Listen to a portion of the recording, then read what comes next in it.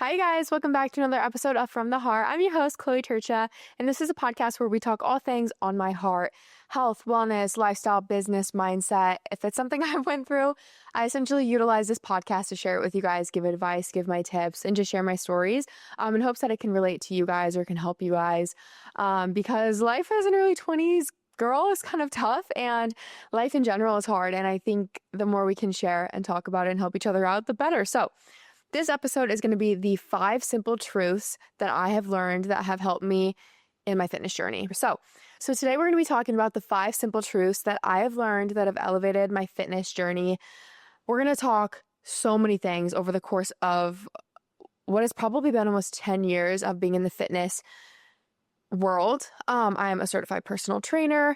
I do some online one-on-one coaching. I have an app where I program workouts, a hybrid program, a regular gym-based program. I've been training myself. I do a variety of training. I run. I'm training for High Rocks right now. I have done just gym focused muscle building. I feel like I have tried it all, been through it all, and learned so much along the way. I started working out after sports in high school, which was, I think I graduated 6 years ago now, which is insane. But I've always been an athlete. So I've always been in the gym, and I was really reflecting recently on what have I learned? What are simple things that weren't so simple to understand? And I came up with a list. There's quite a few things, and I'm excited to get through them because, again, these were things that are simple to understand, maybe more difficult to apply, but once you really understand the realness, it's easy to apply them going forward. So I think once you experience it and you realize the impact it makes and how it really can elevate your fitness journey, you're much more likely to implement these. Like I said, I implement all of these into my fitness journey, into my life in general now. But I didn't think they were as important as I understand now. So the first one is failing to prepare is preparing to fail. You might have heard that saying. It's a pretty common saying. I say it all the time, but failing to prepare is preparing to fail. So this goes in this can bleed into many areas of life, but with the gym and I guess wellness and nutrition as well, that's why meal prepping is so important. That's why having healthy groceries on hand is so important, because you're not forgetting the basics. You're prepared, you're ready to excel. And if you don't set yourself up to succeed, the odds of you failing are much higher. I'm not going to say you're going to fail, but it just makes it a lot more difficult. And I think the easiest way, or the biggest thing to do, is to make things as easy as they can be. So have the food prepped and ready in your fridge. Have only whole foods around if that's what you're trying to eat. Do the simple task. It's not hard. It's not hard to cook ground beef and put it in a little container in your fridge. That's a simple task, but we underestimate the power that it really does have on our goals and succeeding and elevating our fitness journeys. We don't often, realize how simple it is to go to the grocery store and just buy the whole foods. If that's what you want to eat, just buy those. Don't put the other things in your house, because it makes it so much easier to stick to eating that way. At the gym, set your workout clothes out. Prepare yourself for the morning. Often when I don't want to train, I put the workout set on. If it's not first thing in the morning, I put the workout outfit on. It sets the tone. It gets me into the groove. It's you dress the part, and it puts you into that mindset. It puts you into that character mode. It's really helpful. And set yourself up to succeed by having a workout class scheduled. Have your workout planned, prepped. Have a coach who's going to send you a workout. Having things prepared for you is the easiest way to succeed. Make it as easy as you possibly can on yourself. Don't make it harder. Don't walk into the gym, and not your workout outfit, without a plan, without food in your stomach, or don't go buy all these groceries that you technically don't want to be eating and have them in your house. Don't make it hard on yourself. And the thing is, these little actions are simple to do. I'm not asking you to do anything crazy. I'm not asking you to perform rocket science. Is that the right word? It's not hard tasks. They're simple. We just don't do them because I don't know. But when you really understand they're easy tasks and you tell yourself it's easy to get up and go put on a workout outfit. That doesn't take much effort. It's easy to cook some ground beef. You just kind of chop it up and season it. Boom. Do that. Buy the prepped pre-cut fruit if you're too lazy to cut it. Make life easier on yourself. The next one is to understand that it's not linear. Okay. I think I was yeah, duh. But like, I don't think I understood how many ups and downs I was going to have in my fitness journey, especially as being like a fitness content creator, being a personal trainer. I'm like, I'm a professional. This is my element. This is my jam. But I still have low moments. I still have moments where I'm like, ooh, I'm not as strong. I'm not as consistent. I don't maybe feel my best in my skin. Like I have low seasons of life, and that's okay. I'm really, really in shape one season of my life in running, and then the next I'm not as strong and endured. I'm really looking like strong and lean one season, and then maybe the next season that's just not a priority right now. It takes a lot of effort to achieve these certain things, like consistently running or lifting a certain way and a certain routine, a certain regimen, and being okay with that, really accepting of like there's going to be different seasons in your life, and your input obviously is a direct reflection of your output. But like sometimes you just don't have enough to give in certain areas, and that's okay. Like it's not like you're gonna hit a certain physique at one point in your fitness journey. You probably won't maintain that forever. And I thought that was like the case. Once I got my dream body, to have it forever. It's like, no, like it's okay. One, different stages of your life, you're gonna need to look a different way. You're gonna need a higher body fat percentage when you're trying to have kids or whatever. Like it's okay. So like let go of that pressure of like maintaining it forever, because then you feel like you're failing, and you're not. You're just in a different season of life. If you're still moving your body and you're still eating the way you need to be eating and you feel good, like that's okay. And like I said, some seasons of life, you're going to be crushing it. You're going to have a ton of, alone time. You're going to have a ton of extra spare time where you can go on runs and go on long runs or go to the gym an extra day of the week. And some seasons, maybe you just had a kid. Maybe you're going through something. Maybe you got to pour into work, pour into relationship. Like there's going to be other areas of life you have to pour into more. And that's okay. Like it doesn't have to be all about fitness all the time. It's a great way to feel good and live your healthiest life. But sometimes all you got in you is a long walk, and that's okay. And another thing to understand is it's okay for our goals to change. So kind of like I was saying, one season of my life, my goal was to run a half marathon. So that was my focus. That was what I put over lifting, what I put over solid core, what I put over my Saturday mornings. Like I prioritized that race and training for that race. Okay. That's not my goal now. I'm not training for a race. I don't do long runs on the weekends anymore. I lift and go to solid core and do high rocks way more than I run. I probably should start running more for high rocks. But again, like my priority right now is high rocks. So I'm doing the training that entails. I dedicate a Saturday morning to working out with my friend, and we do those workouts. I dedicate another morning of the week to that workout. I create lifts based upon exercises that will help strengthen the certain muscle groups and areas of my body for high rocks. So it's like, it's always changing. Your goals are always changing. Sometimes maybe you're in a weight loss phase. Maybe that's healthy for you to want to lose some weight. Great. And maybe once you lose that weight, then it's time to build some muscle. Maybe you want to build some muscle, or, it's different for everyone. You're going to go through different seasons. You're going to reach different points, and your goals are going to change. And that's okay. I think I always felt like a sense of pressure to be like, oh, I'm a runner. I always have to maintain that. I have to be running the same amount always. And then now I'm trying to do this and I'm trying to do this. And then I just have too much going on. I spread myself too thin. It's like, let it go. Like you can go back to your season of running for half marathons if you feel like it, in the next 6 months after high rocks, whatever. But understand they're going to change. And so make sure what you're doing reflects the goals that you do have, because we can get into a routine and then we don't adjust. And it's like, how do you expect yourself to see new results if you're not adjusting? Again, simple. Just accept that you're going to have different goals. Make sure you're checking in on them. Make sure what you're doing is, going to get you there. And be okay with the fact that it's not going to be linear. It's a simple truth. It's simple. It's not linear. It's not always going to be, an uphill climb. Beginner gains are so real, and then you might plateau. And then it's like, okay, I got to, reflect, redirect, reprogram. What are my goals now?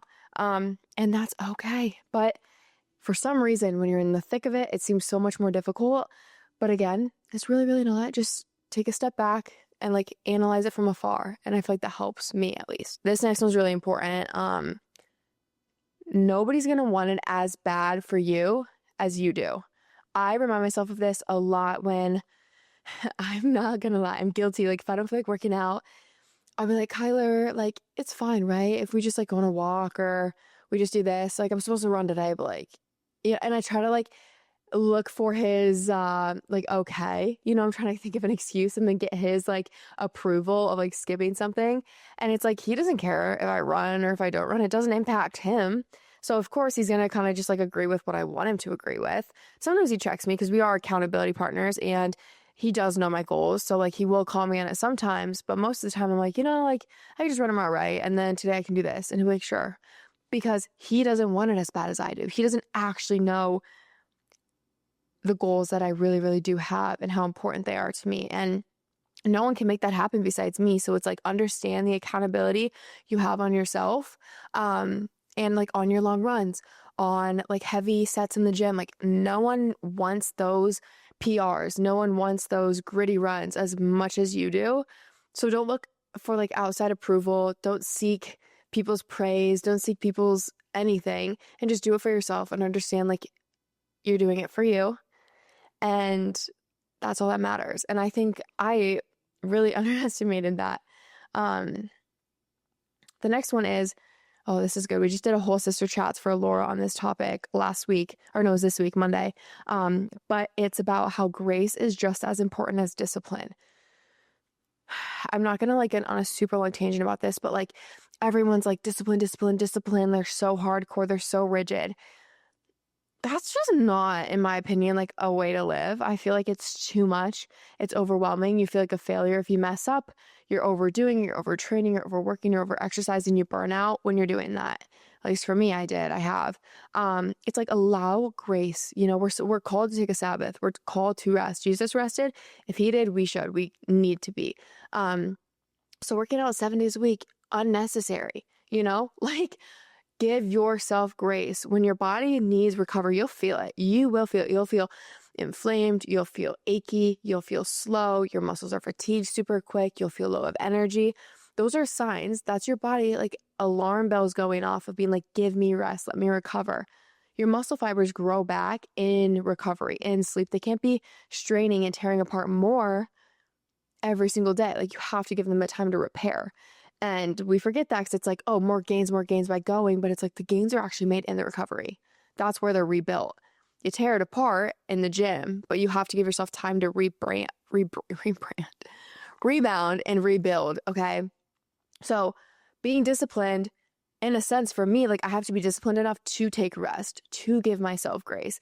And two, grace comes in the form of like, if you're tired, you're not feeling it, it's okay to like, skip it. You don't have to be this like rigid David Goggins mode all the time. If that works for you, sure. But I feel like the people who say that works for them, it doesn't actually. I think they're just like brainwashing themselves, like gaslighting themselves into this like toxic, obsessive relationship with exercise or food or whatever. It's like there still needs to be enjoyment. And I think enjoyment is found in like peaceful moments and rest and just time where you can be present. And it doesn't need to be like hardcore all the time. And I used to be like that. I used to be like, I did not miss a day. You bet your bottom dollar. I did not miss a day. I would go to the gym at 5 a.m. if I had to. I would go to the gym at 11 p.m. if I had to. Like I would make so many sacrifices because really at this point, that was like the main priority in my life was my fitness. And I neglected a lot of other areas in my life. I feel like right now I have a really good balance of like relationships, work, time to myself, my goals in the gym, my goals professionally, my goals spiritually, like in the church, it's like I have a balanced life and it's so nice. And I'm not just pouring everything into fitness because when you do that too, I often find, this isn't even in my notes, but I often find if you pour everything in one cup and something happens, there's a crack in the cup, you're in a dip, it brings on everything else in your life because you're pouring everything into that cup. So it's like when it's draining, you're completely drained. But if it's evenly distributed, those other cups keep you full when one's cracked, when one's leaking. And at fitness, especially with females, like with hormones, whatever, we might be feeling really good and really confident one day and really strong and powerful. And the luteal phase hits and you're like, oh my gosh, I'm tired, I'm weak, I'm slow, I'm fat. Like all these things start circulating in your mind. And if you don't have a balance in every area, that's going to take you down for the whole week or two. Like been there, done that. So give yourself grace in those weeks where it's like, okay, I'm just going to go on a walk, go to solid core. I'm giving myself love. I'm doing what feels my best. Cause like the workouts that I've been doing this week, I probably won't be able to honestly get through in a few days. Like my luteal phase is going to hit me, like slapping me in the face in just a few days. And I'm going to feel slow and sluggish and tired. And it's like, I give myself grace. I do more solid core. I do more walks. I take more rest days. It's not that serious. And then it builds a better relationship with yourself because you build that trust of like, I can take a rest day and I will get back to it when I'm ready. I can take a rest day because I'm honoring my body. I'm giving it love. I'm giving it grace. I trust myself. I think when people are so rigid, it's because they don't trust themselves to take a break. Because consistency compounds. And I'm not going to lie, when you're new to the gym, you've got to stay consistent or you'll get out of routine. But it's like, if you've been going for a while, like trust yourself, you'll get back to it. I think the most I've taken off is like a week. I think I did a few times over the summer when I was traveling. I would just like walk and stuff. I got back to it. I never left it forever. I trust myself. I trust my body and it's okay, you know? But moving on, this is really important. I've talked about it a lot, but I'm going to talk about it again because this is simple and it took me way too long to understand. But you need to be focusing on the quality of your food. It matters, okay? I prioritize quality over macros now and in ingredients over macros. I was eating all of the artificial stuff. I was eating all of the macro-friendly stuff. I'm very aware in a healthy manner because I've felt the difference. I did 75 hard. I ate Whole Foods for 75 days straight to test myself, to see how good I could feel.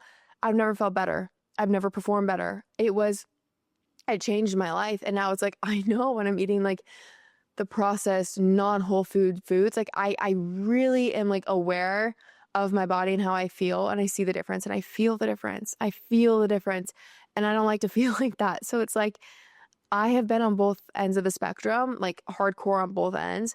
And I can tell you, I significantly perform and feel better when I'm eating whole foods, when I'm focusing on the quality of what's in the food rather than the macros. Even over like volume foods, like high volume foods, that messed my stomach up.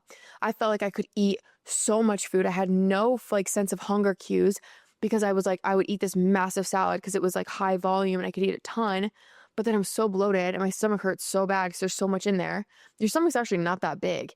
So I was eating all these high volume foods because I was restricting calories. I was thinking I needed to save calories rather than just eating a more like calorically dense meal.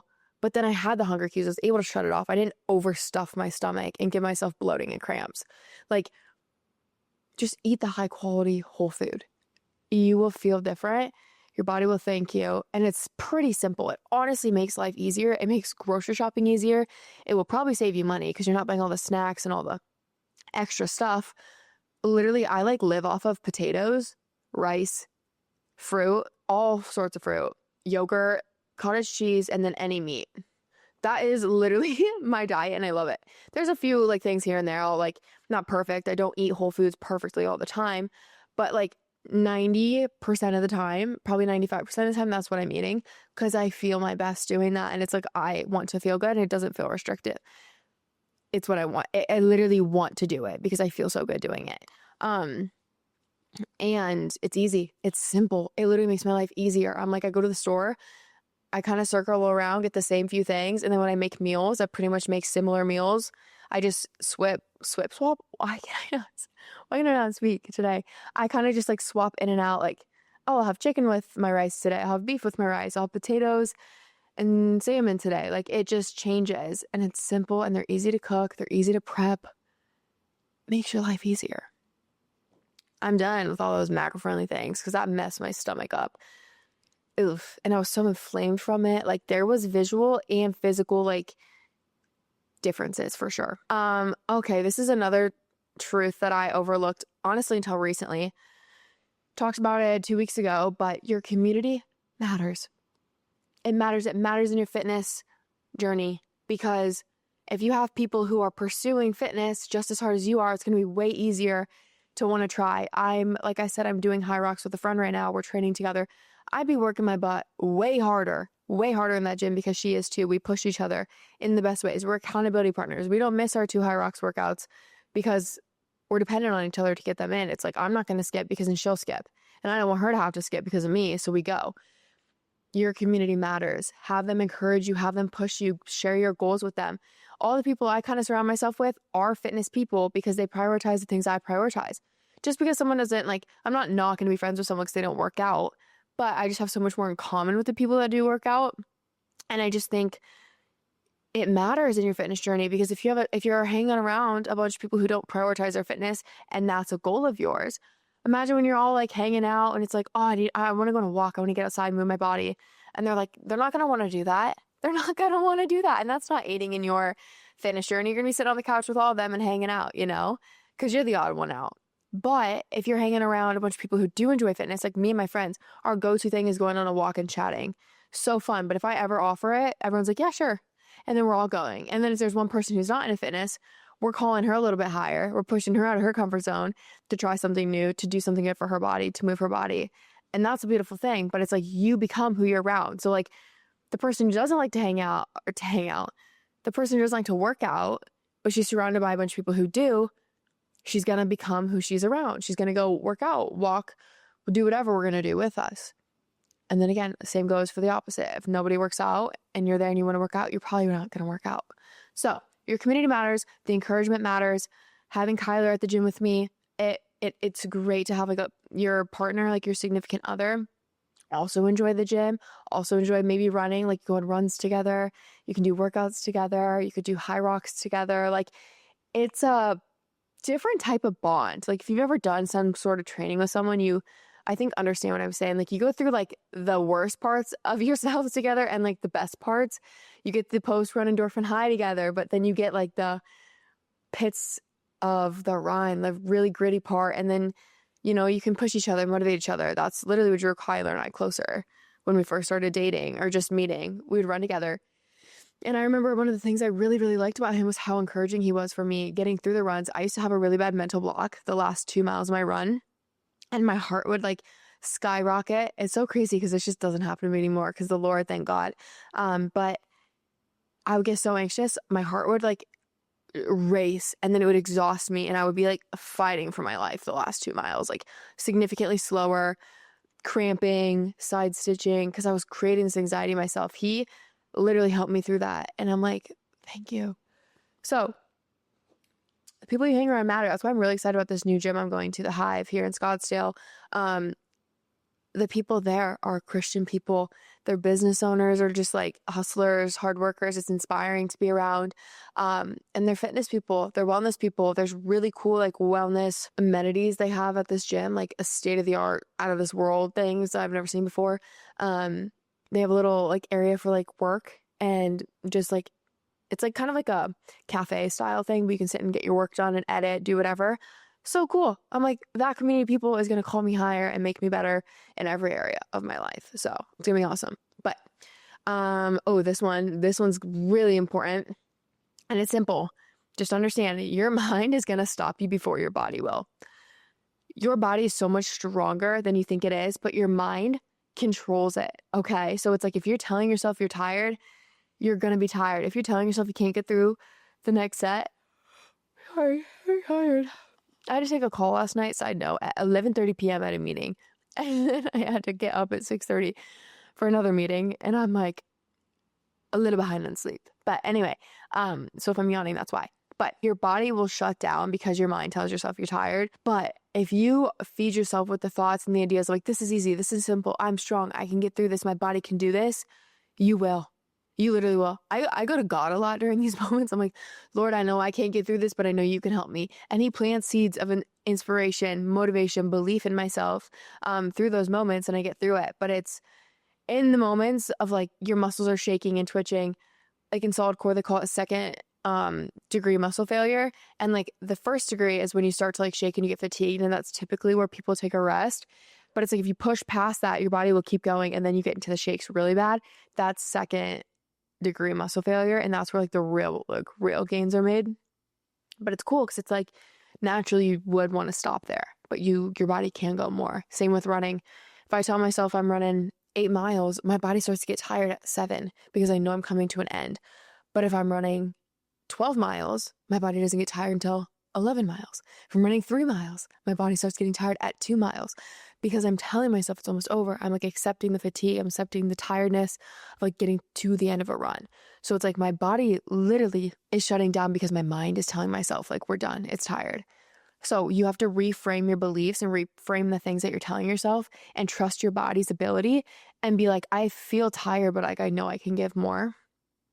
It helps me in high rocks because I'm like, I'm tired. I don't know if I can get through another round. I don't know if I'm going to pass out or puke during these burpees, but I'm like, my body's much more capable than my mind. So when I start to doubt, I'm like, this is the first layer. Like, I got to dig another layer deep. A lot of people reference the pain cave. I had Matt Zala, one of our friends, Kyler and I's friends, on my podcast over the summer, and he was talking about just creating an evidence bank of doing hard things. And then it kind of gets you deeper and deeper. So your mind gets to that I can't do this phase a lot later. So start doing really hard things to build that belief in yourself. But the pain cave, man, the pain cave is literally where your body is like on the brink of your mind's given up. Your mind's pretty much given up, but you're still going. That's when like you're showing how strong your body is and how capable it is when your mind's telling you to stop, but you keep going because your body can keep going. It's really crazy. Okay, we're finishing up with a few key things to hit. And I kind of said this earlier, but it's all about how you feel. Okay. Understand this. This is so true. Focus on how you feel. I focused on how I looked. Okay. I focused on how I performed. And sometimes if I'm overly focused on appearance or performance, I don't feel my best. I'm overtraining. I'm undereating. I'm overeating. I'm not recovering enough. I'm doing all these things because like I want to perform a certain way. You'll perform your best and you will look your best when you feel your best.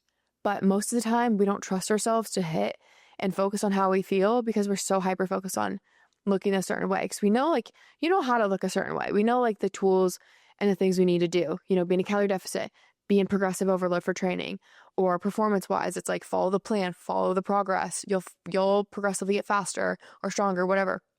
But it's like when you focus on how you feel, all of the other areas benefit because your body's like primed. It's in its like element. It's at the stages where it's ready to make those like gains and it's ready to PR and it's primed. Okay. So when you feel good, that's when it matters. And you want to feel good all the time because in life it's just better. So I eat certain foods and I eat the way I do to feel good. I train and I rest to feel good. And then everything else falls into place. It's that simple. So focus on how you feel. Like, I don't feel good when I just lounge around all day. I feel good when I go on a walk. I feel really good when I go lift. So I do those things. But I also know when I'm fatigued, when I'm tired, I take a rest. It's okay to eat processed food every now and then, but I know how I'm going to feel. So it's like, take that into account. I know what foods, like how certain foods will make me feel. Again, I take that into account. I know how bananas can make me feel. I digest those great before the gym. So I know I can eat that. You know, it's just like learning your body and doing the things that prime you to feel your best. And the rest falls into place. It's simple. It's simple. It's simple. It's hard to do, but it's a simple concept to understand. It doesn't take a rocket scientist to understand these things. You can apply them. You really, really can. And it makes life so much better. I promise. Oh, this is a good one. I didn't understand, like, it's okay. I kind of talked about this at the beginning, but like, it's okay to change your plan, to change your split, to change your routine. Like, you don't have to just be locked in. People are like, oh, they just like hop on the trends of Pilates, of high rocks, of running. That's okay. If it's something you enjoy and you're motivated and you're on fire for it, freaking go for it.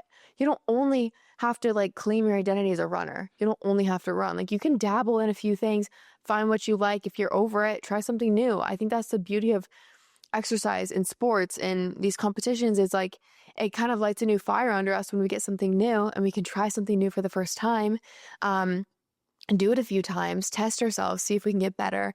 And then once you're over it, move on. Like, no one's tying you down to it. You're not a professional athlete. We're getting paid to do these things. Like, you do them out of enjoyment. So if you're no longer enjoying them, switch it up. If you're no longer seeing progress in a certain split that you're following, switch it up. It's actually good to switch it up every now and then. And that's okay. I just think we like claim that we have to follow this identity of like, I'm only a bodybuilder. I'm never going to be a runner. If you're a bodybuilder and you want to get into running, get into running. It's okay. Like, nothing's permanent in the fitness industry. And I don't know. I think maybe being on like social media too, I was like scared to do that. Cause I'm like, I don't want people to think I'm always switching up, but it's like, that's what keeps it fun for me. I love to try new things. I love to push myself, see what my strengths are, see what my weaknesses are. If I'm bad at something, great, lean into it and get better. It's like fun. It's like a little competition with yourself. And again, it keeps that fire lit. And then my last thing, my simple truth is just to keep it simple. It doesn't need to be overcomplicated. You don't need to be doing all these wild, crazy exercises or following these wild, crazy diets or taking these wild, crazy supplements. Keep it simple. Whole foods.